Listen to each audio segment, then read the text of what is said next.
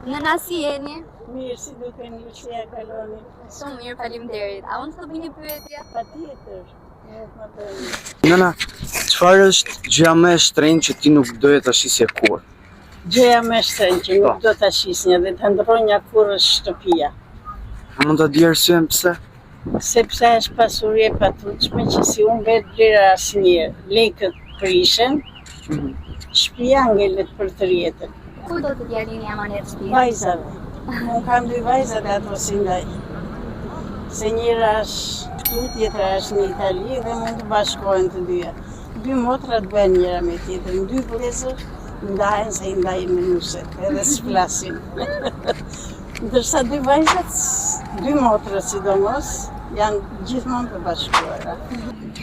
Shumë faleminderit nëna që na e ndave këtë histori me neve. Ne të kemi shumë gjanë, edhe shpresoj që vajzat e tua kur mos ta shesin shtëpi. Vajzat e mia si kam këtu, i kam në Itali. Unë jetoj vetëm. Po, kam lënë amanet që shtëpia mos e shesin. Se është në vend të mirë dhe me vlera shumë. Po, shumë faleminderit nëna. Ne të duam shumë.